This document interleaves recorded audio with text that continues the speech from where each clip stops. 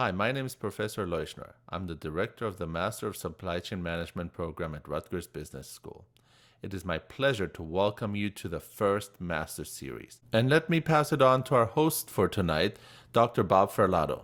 On behalf of myself and my co-host, Sonny Nastasi, we're excited to kick off the series with tonight's topic, cutting-edge strategies to create a vibrant, diverse culture in your supply chain organization. As you're well aware, the post-pandemic talent landscape is vastly different from before, and providing pleasant working conditions, meeting employee needs, creating an appealing environment, and ensuring diversity and equity are key opportunities for building strong teams and organizations. So before we start, come with me as I introduce you to a few folks that are essential to this series overall, as well as tonight's session. First, my co-host, Sonny Nastasi, who will chair tonight's session. Besides being a really nice person and great colleague to work with, Sonny is a supply chain expert with a unique ability to drive long-term results and high-performance cultures. She's held leadership positions in Fortune 50 corporate environments, as well as smaller and startup organizations. Sonny's also a board member for the Rutgers Business School's Master in Supply Chain Management program.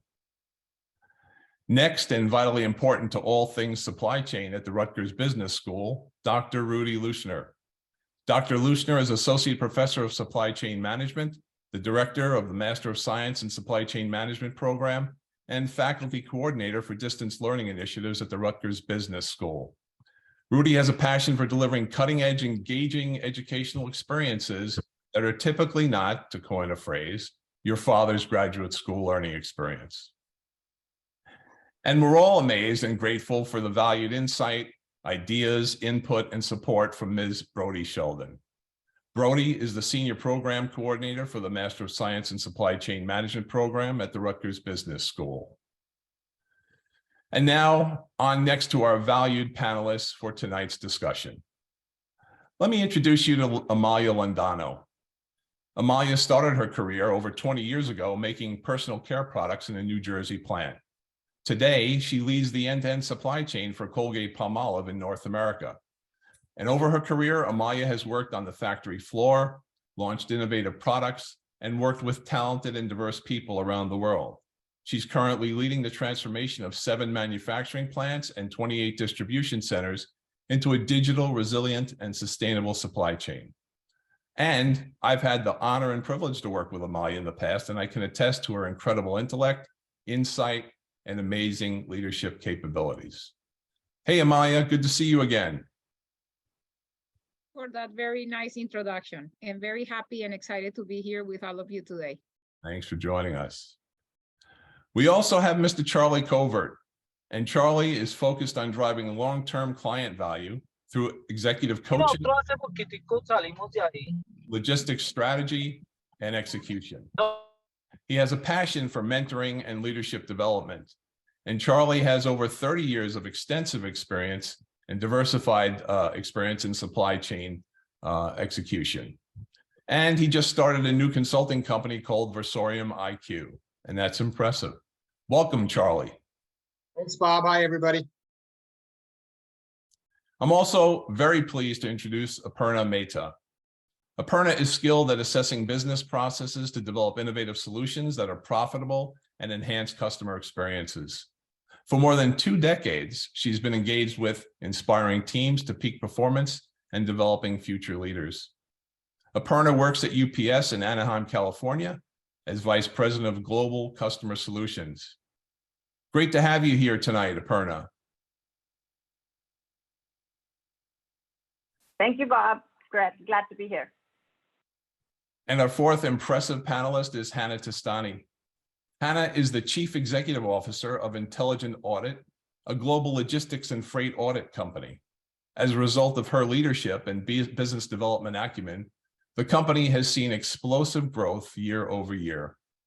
And Hannah was recognized by Supply and Demand Chain Executive as a pro to know in 2020. Hannah, a pleasure to have you here this evening. Thank you. Thank you for having me. And finally, one detail relative to how we'll conduct our session when it comes to your questions that arise throughout the discussions. We're asking that you utilize the group chat to submit any questions that you have. Towards the end of our session, I'll present those questions to our panelists for their response. And one final note, at the end, there'll be a survey for the session that we'd appreciate you completing. So with that insight, let me turn this evening's panel discussion over to Sunny. Hi, Sunny, how are you? Hi, Bob. Thank you so much for that introduction to myself and everyone here. We're so glad to be with you and to see so many guests join us for this discussion.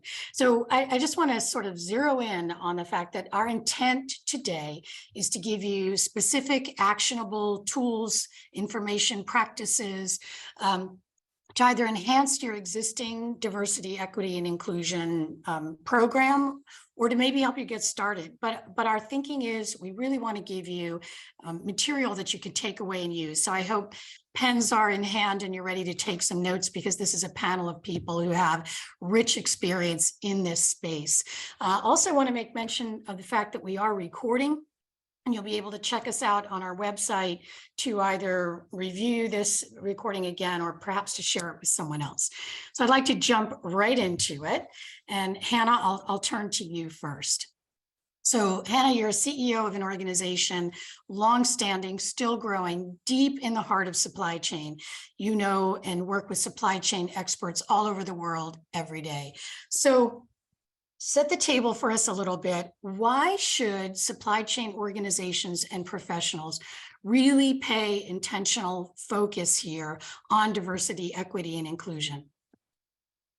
Yeah, again, I appreciate the opportunity and the question. And I think there's a huge opportunity for everyone to invest in this, to create more wholesome organizations. If you think about where we are from a supply chain perspective, supply chains have become a lot more diverse and will continue to become more diverse. You have to be able to expand and diversify everywhere. And that goes to your people too. When you bring different people into a conversation, and not everyone looks the same, but they all come in with different perspectives because they have different backgrounds and different histories, it creates a much more holistic conversation. And you're able to problem solve in a way that you couldn't do if you were by yourself. Right? That's why we have teamworks and we have teams that everyone encourages you to be a part of. And the more your team is different and you're able to get people from different parts of your organization that don't look like you, that represent diversity, it creates for that broader conversation that is able to really illuminate you as a company and what you can do. And you can think about that anywhere in your organization.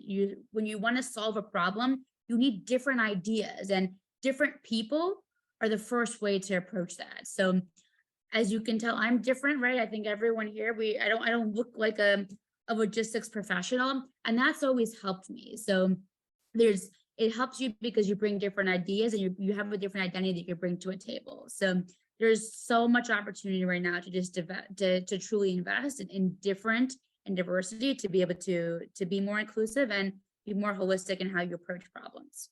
Thank you, Hannah. And by the way, for everyone attending, we've included some articles in the survey that Bob mentioned earlier that can speak to some of the points that Hannah's just made.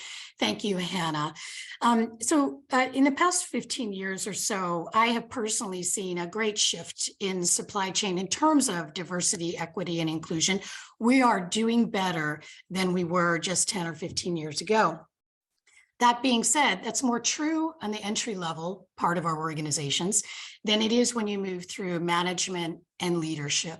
And that indicates to us that there are still some, let's say, challenges, barriers, obstacles for non-traditional candidates to overcome. So we're going to be talking tonight about some strategies to bend the curve on that. First one up, I'd like to talk about is mentoring. So panelists, I want to talk about your own experiences around mentoring, because I've seen mentoring programs be wildly successful and also, frankly, fall pretty flat. So Amalia, I'd like to start with you, because you shared with me a program you've done specifically with women that's had some pretty unique attributes and some power under it. Can you talk about what you have done in your specific work with women? Yes, thank you, Sunny.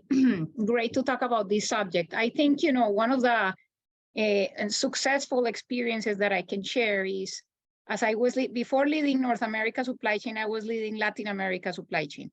And one of the things that we found out is that, in fact, yes, once we hire at the entry-level position, we have a very diverse slate of talent coming through. As people start growing through the organization, it seems like, we end up with more males than females in our higher level slots. And one of the things that we found is that when women start being in a moment that is critical in their life, that could be either they want to start a family, they are being asked to move internationally, they start being leaders of a group, of a bigger group. This is the moment when women start getting challenges and start saying to themselves, maybe I should not be ambitious enough, right? Or maybe I need to stop here and I'm just gonna be happy where I am. And so what we did is we put together a group, we call it Fast Forward, and we hired an organization to help us with this group and to really help them figure out, kind of like their life vision and their work vision. And the very nice thing about this in the mentoring is they became peer mentors. So they mentored each other.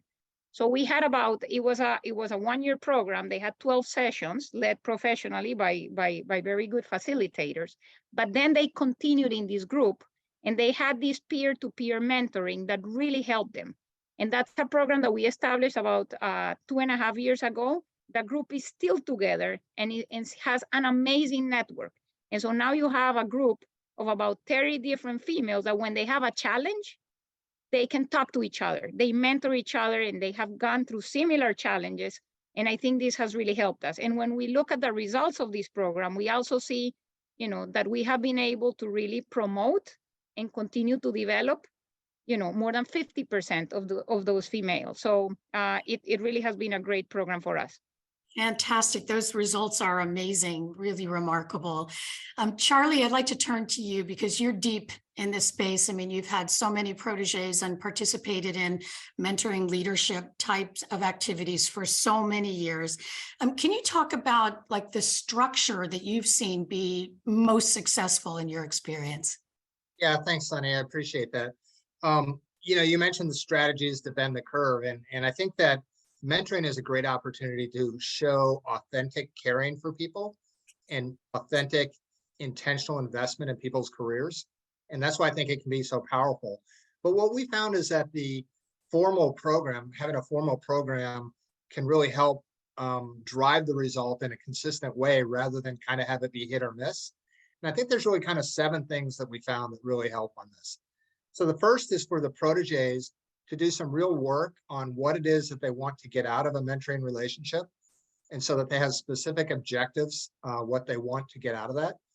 The second is to make sure that those objectives are meaningful.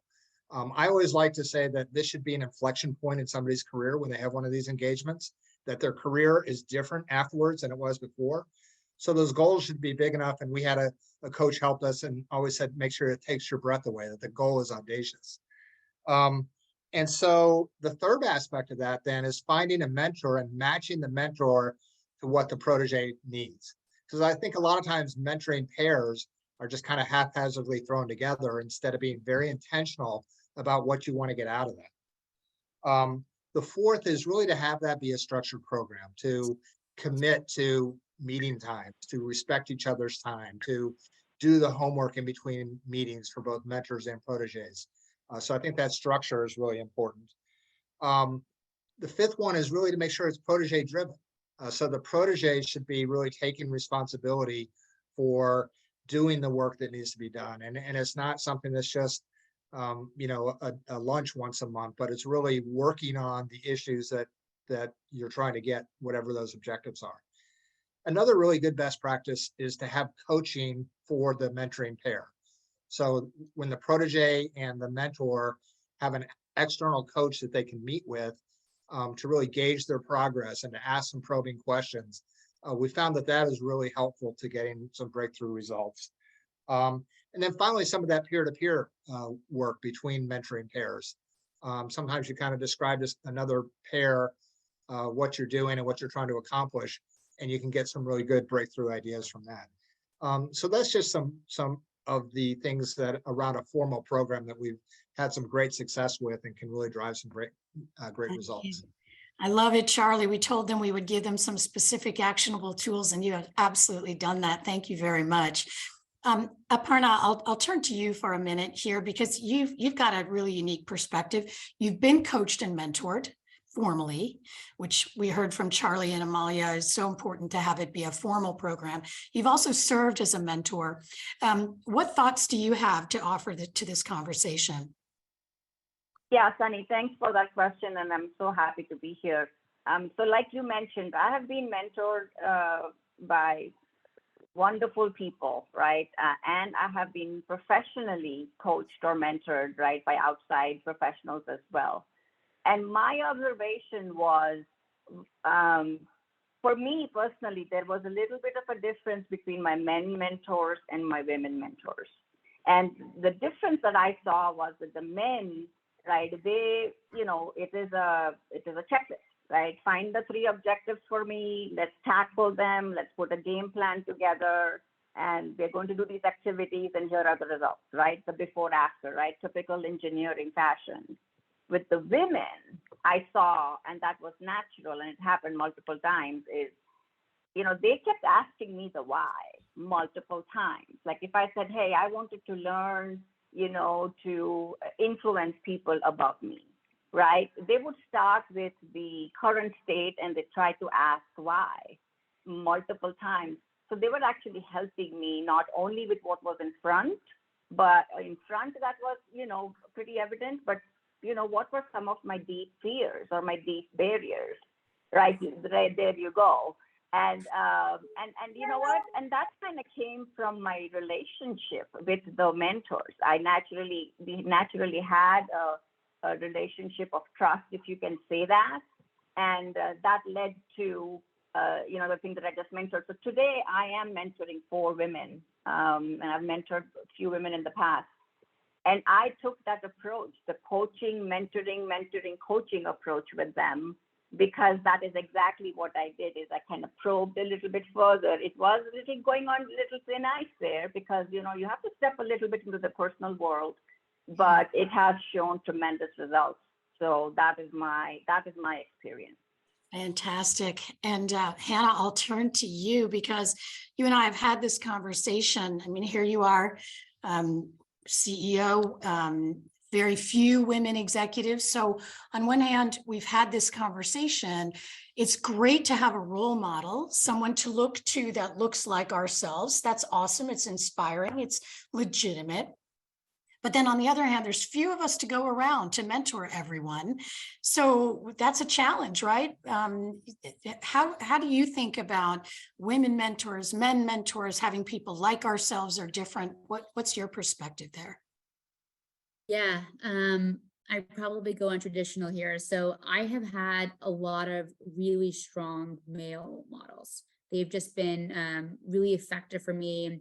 A lot of people just saw something in me, invested in it, and gave me more than I expected. And that I was fortunate to get there. So I think anywhere you are in your life, when there's somebody who's willing to give you knowledge, who's just so good and so smart and a role model for you, take it, because people feel good giving back.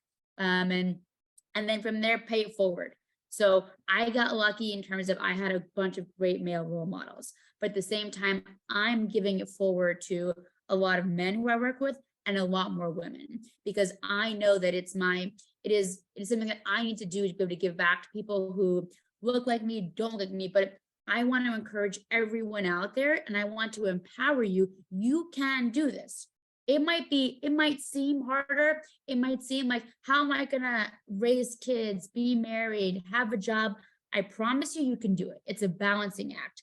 And women are really effective at being able to balance. You think about supply chain and logistics. I think about my at home. When I travel for work, which is all the time, I have 3 kids and my husband has to go from gymnastics to soccer. If anything goes wrong, that's it. Kids are staying home.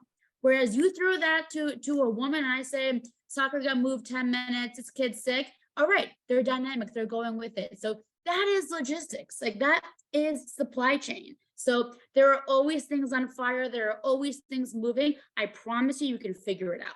So take the opportunity to feel uncomfortable, to feel like you have to maybe work harder or work at different times, and seize any role model that is willing to give you time that you feel like you could benefit from. Thank you, Hannah. I appreciate your perspective on that. And I'll harken back also to something Charlie said, which was about matching mentors and proteges, because, and Hannah, you and both Aparna as well talked about trust, and Charlie, I think you did too, finding similar ground that where the protege and the mentor have something in common that may not be the color of their skin or their gender or their orientation. That common ground of trust can be really powerful in a mentoring relationship. Well, thank you Sonny, for all of those insights. I'm sorry, did someone jump in? Yeah, Sonny, this is Charlie. I was just going to say, I think the other thing, and I know we're going to talk about employee resource groups as well, but I think it's important that, you know, you authentically, if you want to authentically care about diversity and showing support for others, it really just means being open to help everyone. Because if you had a program, for example, that only had women mentors, for example, then the women being mentored, the proteges might think, well, the men just don't care enough about me to invest in me and make this investment. And so I think it's important for a program to have variety so that, you know, it shows not only if somebody needs a relationship where it's somebody who looks like them, then that's great. They have that available. But then that there's also a variety of mentors available so that people know that, hey, everybody cares about my development and my growth. It's not just a subset of the organization. So I think that's really critical to have that. Totally critical. Thank you, Charlie, for making that very important point. It sends a very strong message when people are at the table who don't look like those who, and the point Hannah made, takes us all. So you mentioned employee resource groups, or ERGs. I sometimes call them affinity groups or business resource groups, BRGs. Let's go there. This is bringing people together who have some similar characteristics, be that race, gender, part of the country or part of the world, whatever the case may be, but it's more than a club, right? And I'm thinking about, Amalia, how you spoke about this issue of using business resource groups to give people an opportunity to find a leadership voice and demonstrate that in kind of that safer environment. Can you speak to your experience, please? Absolutely. Thank you, Sonny. And I am very passionate about the employee resource groups. I've had the opportunity to first personally participate in a couple of them. Then I had the opportunity to chair one of them. And now I am actually one of the executive sponsors. So I have participated in both the women's group as well as before it was called the Hispanic Action Network, now is the Latinx. And my experience is that, first of all, I think this is a great opportunity for someone that wants to make an impact that they're passionate about. And they find a group where they feel really included with, right? And they feel very safe with. So, I mean, to me, one of the things that I was passionate about was, you know, in helping the community. And I think, you know, for me, that the Hispanic Action Network really allowed me to do this because we were actually helping our community of Hispanics and doing a lot of programs with this. And also very passionate about making it easier for other Hispanics that were joining the company to feel included and to feel that they can create an impact. And good examples for us were people that were moving from Latin America into the North America culture and some of the challenges that they found and the communication style and, you know, how they could operate more effectively here. And so helping them was really a way that I could create an impact. So that's when I joined this ERG. And then I had the opportunity to actually chair it. So it was really a very good leadership opportunity for me and expanding my network within the company and outside of the company as well. So I had the opportunity to meet a lot of you know, people that worked in other areas that were outside of the supply chain. I had the opportunity to meet a lot of senior leaders in Colgate that are able to see that I was able to lead, and that helped me in my career later on. So I think if this is something that if you find an affinity to one of the ERGs, I would definitely recommend as you go into your careers to join one and find a leadership in one of these groups. So that's my experience with it. Thank you, Amalia. And Aparna, I know that you have experience in successful structures, because it's really not just a club or an affinity group where we get together because we have commonality. There can be more to it. Can you speak to that? Yes. So as you know, I mean, at UPS, I think we originally started with BRGs with the WLD back in 2006. I remember when that was being built, and the first thought that I had is, oh my God, this is like for groups who are feeling undermined, right? I mean, that was my mindset back then. And fast forward now to 2022, we have BRG groups, and it is a pretty structured process, right? You have senior executive leaders, sponsors from the very, very top, right? Carol, our CEO, participates. We've got Kate. They have adopted various BRG groups to basically show the support. There is a budget for it. There are planned events, right? Events that are helping that particular group, right, overcome some of their challenges. Believe it or not, we just started mental health awareness. Think about it as a traditional company as UPS, right? We just had our first meeting. I was part of it. And it is refreshing for the people, like the supervisors and the managers, to see that, senior leaders are able to talk about it openly. And mental health is a very personal subject for me. So you have the corporate support, right? We've had like our executive, our CIO traveling to other parts of the country to participate in the Latina BRG meetings. So it's not only just about internal UPS. There are business connections that come in, the community connections that come in, leadership connections that come in. I have participated in many women leadership events where we have led imposter syndrome workshops. And it was so surprising because the men around in my own group didn't know what that meant. So how are you going to lead women coming out of people, of minority people probably having that challenge if you don't know about it? So it goes right back to the topic that we started with, is it is important that we have people who think differently, look differently, are diverse, which is more than just like your skin color and Sunny, like you said, orientation and gender, right? It goes a lot more. We have to be intentional about finding that out, and these structures help with that. Yeah, and again, there's a theme here. These are structured entities. You mentioned community, business, and leadership aspects to the program, flexible, but with purpose and with structure. Also, to Amalia's point, others are visible, participating and demonstrating intent. Charlie, can you speak a little bit about your involvement with affinity groups? Yeah, so getting involved, the first one was that women's leadership development. And for me, that was personal because my wife was a working professional. I have two daughters. One of my daughters is an engineer. My sister is an engineer. So, that was personal to me, that I wanted to try to show some support. And as we talked about, so that support is not just from women, but that men are showing support as well. And so I got really involved in that.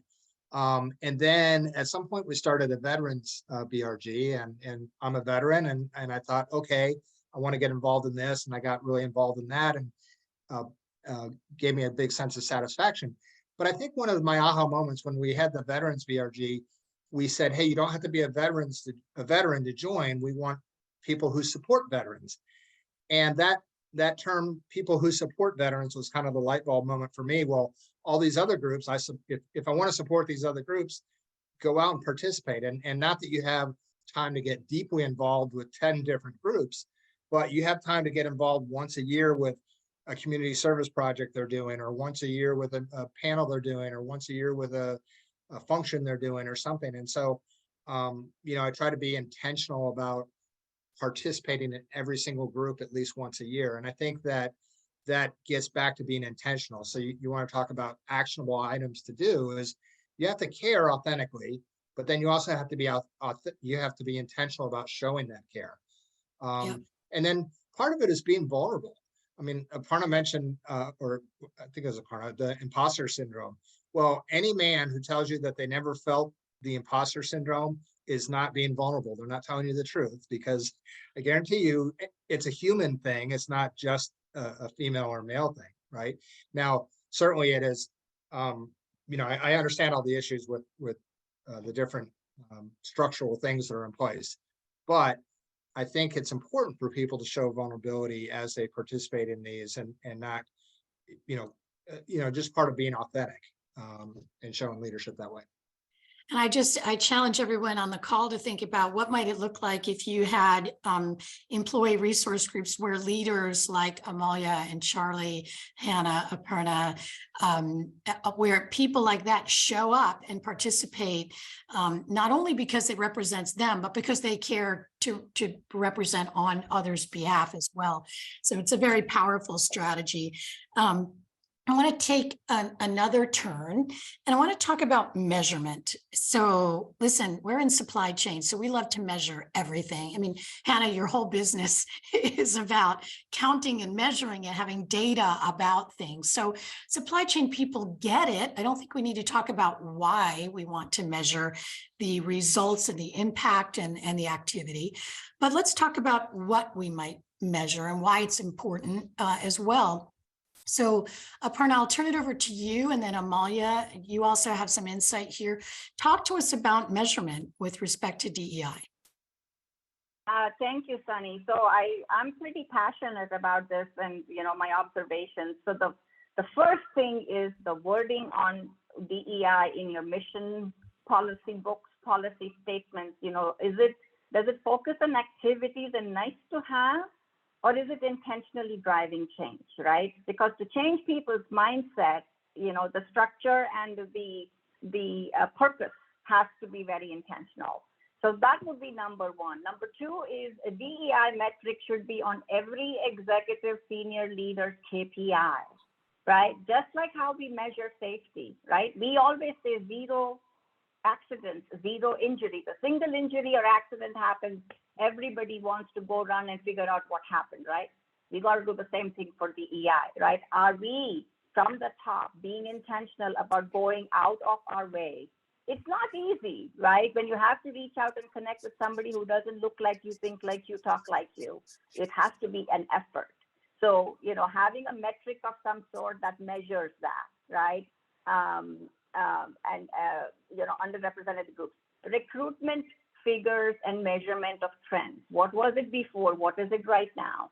Right? Your employee survey results, right? Where that is an anonymous survey, are you following up on it? And are you being intentional about moving those results through activities? Again, your activity is going to be intentional to drive a particular change.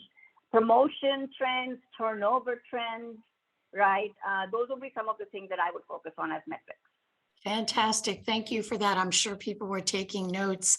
Amalia, anything to offer in addition to what Aparna shared? Yeah, I would say, not so different, but, just to share that I think we have advanced quite a bit on this. I mean, we've been talking about D&I for many years, and we've always had it top of mind. But I think, in the last 3 years, it has really become like a key focus area with a lot of KPIs. We are reporting these almost on a monthly basis. We are sharing these in every business review that we have. This is a very important section that we have to go through. We have to, show the percentages, how many people are we hiring, are we promoting, in a similar fashion, understanding the reasons if we have a higher turnover on one group versus the other, and really drilling down into the action plans so that we can really make a difference. Because even though it has been top of mind for many years, I don't think we haven't been as purposeful when we look at the results as we are today, and as clear on the action plans in order to really move the needle and make a difference. Mm-hmm. So it's very good. I think we are going in a very good direction on this. Excellent. Thank Sunny, you. Yes. One more thing, and I think this was something that I learned when we were working together, is who is making sure that every person in your team is spoken about? And if they're not moving, what is it that's holding them back? What is being done intentionally to help them? We have gotten away from it, at least in certain organizations. Call it transformation, call it too much going on, So people, especially after COVID, right? People are more observant on, am I valued? Do they recognize what I'm doing in the virtual world work environment, especially? So I think that is key, right? If we don't do that, then all these numbers and all don't mean anything.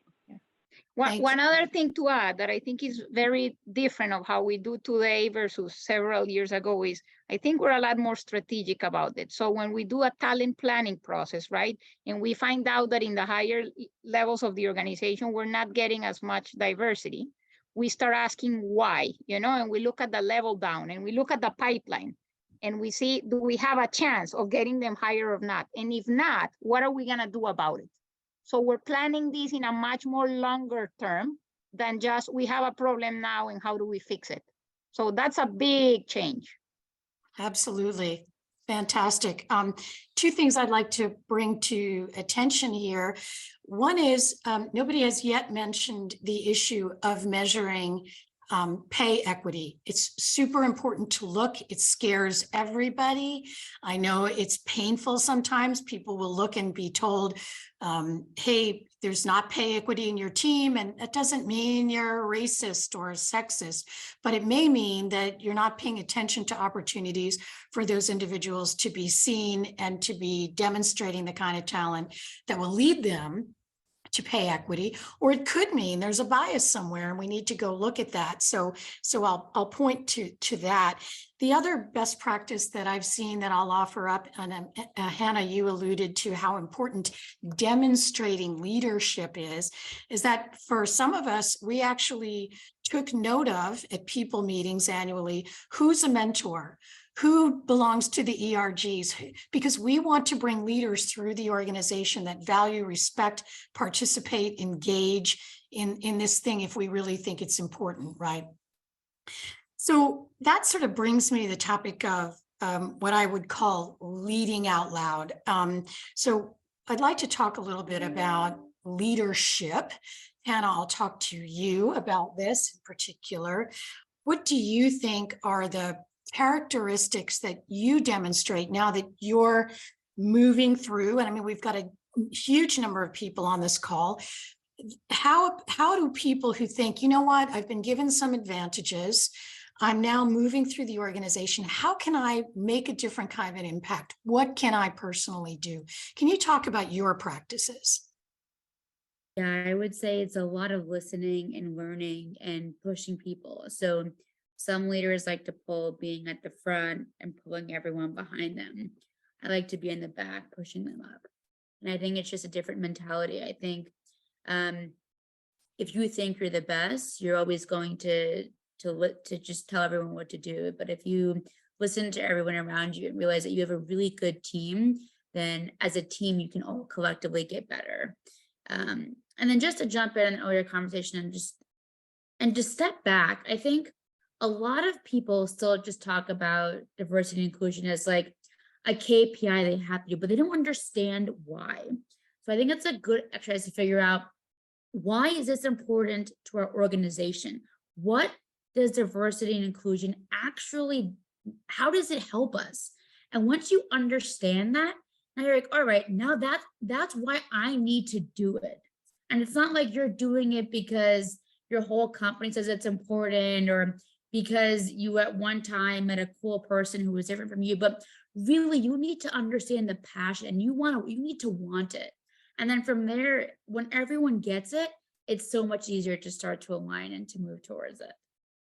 Thank you for that perspective. And also, I think it's a diversity in you that you like to lead from behind and help people move forward with your energy and your trust, as opposed to sort of anointing people from on high. So it's a great diverse way of thinking about leadership. Charlie, I'd love for you to comment on this as well. Can you jump in? Yeah, I think one of the other things when people think about leadership, in some of the early mentoring we did, we had a lot of people that said, well, I can't wait till I get to the next level because then I can do X, Y, Z, or I can't wait till the next level and then I can do X, Y, Z. And we kind of started talking a lot about lead from the seat you're in. And Yes. so no matter where you are in the function or an organization, you can demonstrate leadership right where you are. And to the issue of diversity inclusion, you can have an impact no matter where you are. And the biggest way to show that impact is to care for each other and do so in an authentic manner. And so I think that's a big part of leadership. Another part of that is being authentic and letting others know that it's okay to be authentic. And I'll kind of share a quick story. So I was in a meeting one day and I was an executive level, and towards the end of the meeting, I got up and I said, I have to leave. My daughter has a softball game. I'll catch up with everybody later. And I left the meeting. And Sonny, you happened to be in that meeting, and you told me later that several of the women in the meeting were like, wow, it's so great to hear one of the men say that, he's going to do something for his family. And maybe it's okay for me to have work-life balance and, to sometimes put my kids first and, catch up on work later. And when you told me about that later, I was stunned because that's not why I got up and said that when I left the meeting. I just got up because I was just being authentic. And so sometimes just by being authentic, you can empower other people to be authentic. But that was kind of like a real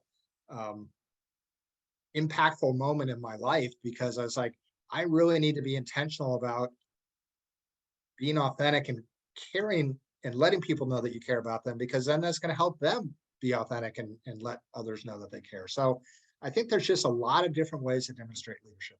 Yeah. And I actually remember that very well. And I also remember watching that be an inflection point for you as a leader. Being a white male in supply chain, you sort of began to realize that yourself giving permission to others to be themselves was important. And I watched you do that many, many times over after that. So before we go to Bob and some questions, I think, Hannah, you gave me a great cue to say, is there anything else that we have skipped over, gone over a little bit too quickly, or that you'd like to harken back to, panel, before we begin to introduce a couple of questions from the audience?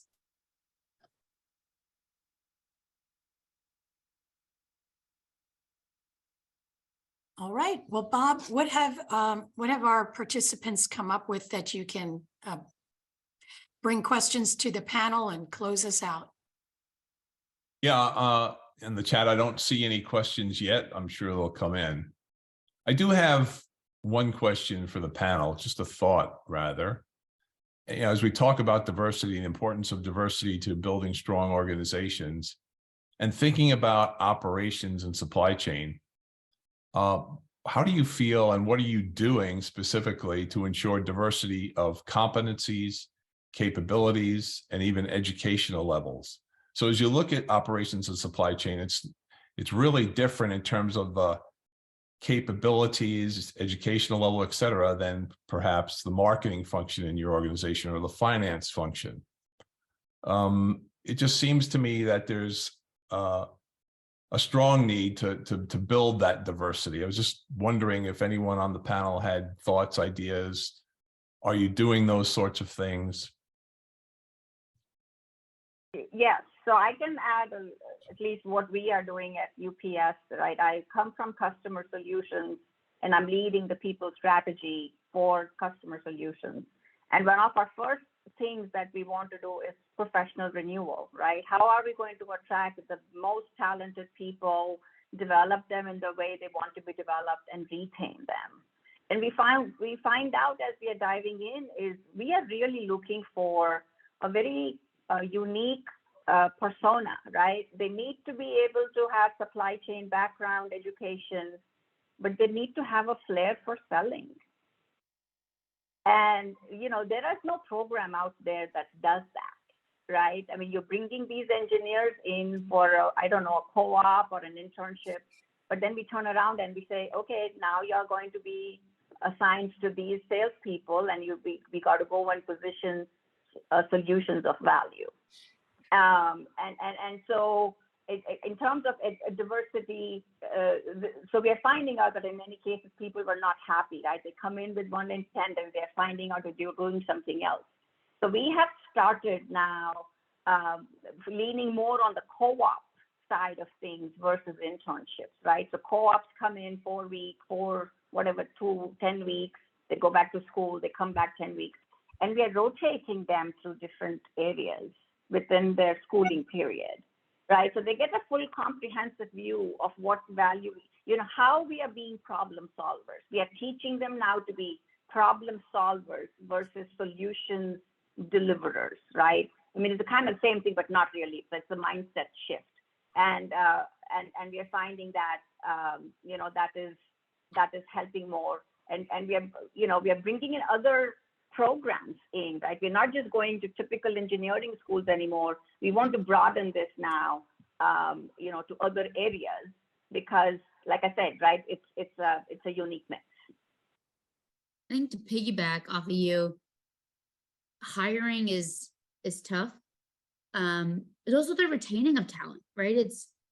You have diversity at your company, and then the question is, well, how do I retain them, and what do I do? And I think to Charlie's point, it's flexibility. And I see it across men and women. Everyone is like, and everyone's working from home now. It's, can I leave at 4 o'clock if I come back at 6 to go and watch my kid play a game? And it's like 100%.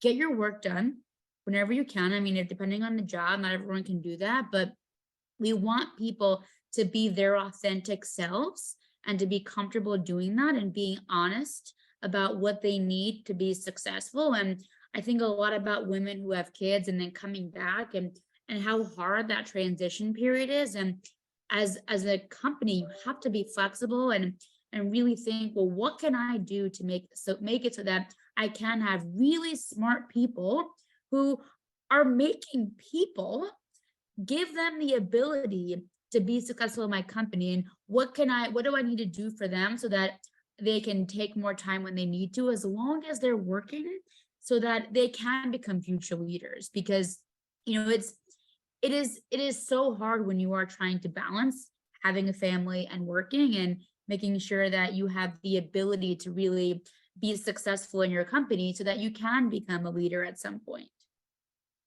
Yeah, and if I can piggyback on that, I think, and again, for women, I will say our career journey time frame is in conflict with our family making journey. Those years that we go up the ladder are the same years that we can have children.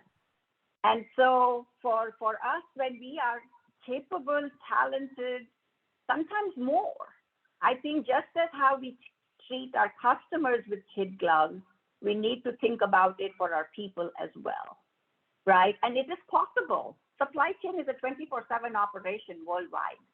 There is always a way that you can make adjustments to accommodate, with these really big life needs and still get the best people in the role. Thank you both so much for that. Bob, I know you're probably watching the chat. Did you want to go further on a couple of questions? I've seen a couple of good ones. Sure, absolutely. There's one question here asking, is there any specific or special importance of diversity in supply chain, in the division of the organization, in operations or supply chain in that part of the organization? So what specific special importance for diversity is there? I can start with this one, and it also kind of piggyback off the next one. And you think about the Great Resignation, you think about diversity. Ultimately, people stay at companies for the culture, for their bosses. You can get paid a pretty similar amount almost anywhere at this point. To retain the best people, to be able to really make people feel at home, you have to have that diversity that really lets people be authentic, and you value that. And if you can create a culture that sustainably is able to make people feel comfortable and bring in that broad diversity, then you're going to create a company that can survive the Great Resignation, because people aren't leaving. They know that where they are today is where they feel comfortable and where they have the most opportunities to continue to grow and lead. And I will add, go ahead. Oh, I will add that I think it is very important for supply chain. I don't know if I would compare it, is it more important in supply chain than in other functions, but definitely supply chains are global, right? So you're dealing with suppliers, with customers, with consumers from all over the world. Yes. Your materials come from one place, your shipper is from a different place. And so I think you do want to have in your supply chain an organization that mirrors, all the stakeholders that you're working with. And that's going to bring, better relationships and better collaboration among them. So I think that's a huge advantage and a huge importance that we have diversity in the supply chains. That's a great point, Amalia. I was I just going to remember, say, Charlie, Sunny, yeah. real quick, I was just going to say, one of the reasons it's so important in supply chain is just because 30, 40 years ago, it was very male dominated. And so then when you advance forward 20 years, you tend to get senior executives that are predominantly male. And so then you have a diverse workforce looking up and saying, well, it's all, a bunch of people look like me. And what opportunity do I have? And so you have to be very intentional about investing in those careers so that you can kind of create an environment and a culture where you're not perpetuating wrongs from 30 years ago and you're kind of doing the right thing today. It's a great point. Thank you for hopping on to that. There was another question I thought was really interesting, and it asks about downsides when you don't have a diverse organization. And having been the only woman in a room of, pick the number, 10, 60, 80 men, I'll share one of mine and give the rest of the panelists a moment to think about that. But one of the things that tends to happen is that when the decision-making or evaluational activity of a group is when those people come from a very similar academic background, socioeconomic background, racial background, we get to a right answer really well and say, hey, yes, and we agree. Well, what I've seen is, well, wait, that might be the first right answer, but it may not be the best right answer. How about this? So the downside that I've seen is that there isn't this sort of juicy dialogue and banter and sort of challenge and debate in a team that looks and comes from a similar background and know each other really well. Then when you get that mix up and you get people not seeing the world from the same vantage point. So I would offer that as a downside. There's also plenty of data, and we've set some up for you, that shows that diverse organizations, particularly at the top, do better in terms of shareholder value, do better in terms of metrics. And I believe that that comes and springs from what I've just shared. Panelists, anything else that we can offer? Anthony, who asked that question? Yes, I think innovation. The number one thing you miss out on is innovation when you don't have diversity in your workplace. And in this day, no matter how big or small you are company-wide, you are connected globally. Everybody knows 95% of the population lives outside the United States. So if we are not going to consider that, then we are going to be passed up very quickly. It's very possible that you will die as a company if we don't do that. Thank you, Aparna. Also, just one thought here. So as you look at supply chains, very, very complex systems, we know that there's tremendous opportunity going forward, right, in supply chains, and we've only begun to crack the surface here. So this notion of creativity and innovation is so much needed in supply chain organizations, and not having that diversity just limits the thought process and that creative element. I would add something that is not just diversity. I mean, anybody can have diversity, but the key is really getting to the inclusion part. If you don't have the inclusion, then you're not respecting and valuing those differences that are really going to bring those really good and fruitful conversations, the healthy debate, and ultimately the innovation. So creating that environment where everybody really feels included and safe to really contribute, that's at the end the key. So powerful. It really drives the entire culture to behave that way.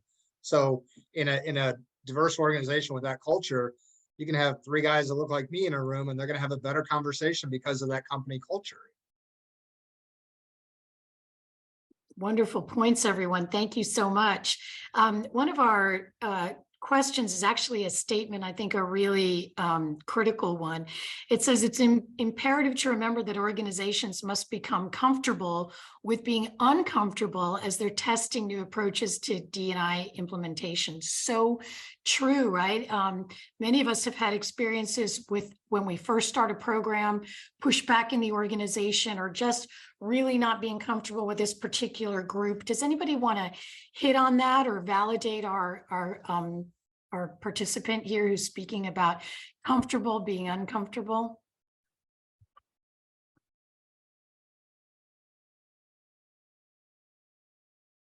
I'll add something. I think, when you're comfortable in the way you're doing things and ultimately we're not getting to the results. And a good example is recruiting, right? We have the schools that we like to recruit from because we know we can get talented students to be part of our workforce, right? But what we found is if we always go to those same schools and we look for the same requirements, we're not getting a diverse slate of talent. So we have to get uncomfortable and look from different sources, right? So we're struggling now figuring out, where else do we go so that we can actually find diverse candidates that can come into our workforce. And it's uncomfortable because we're not sure, right? How they're going to integrate into the company. Are they going to be good enough? But we have to go through it because otherwise we won't improve.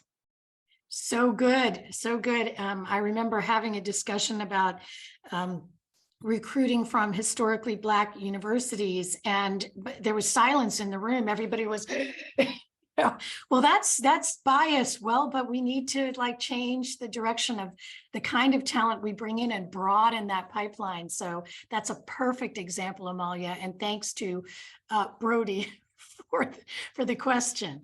Well, listen, we're getting up on the top of the hour, and I wanted to bring our discussion to a close.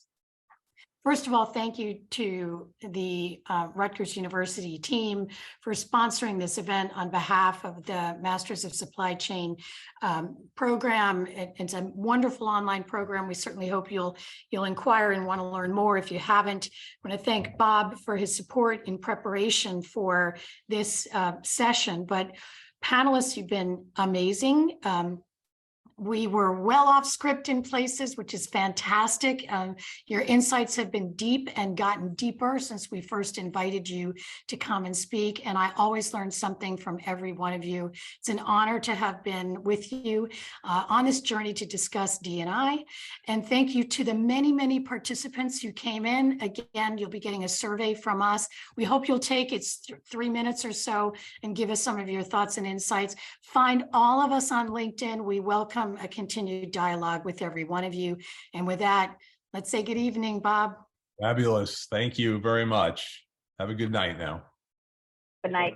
Thanks, everyone. And I hope to see you at the next session in about a month. So you'll hear from me about that soon.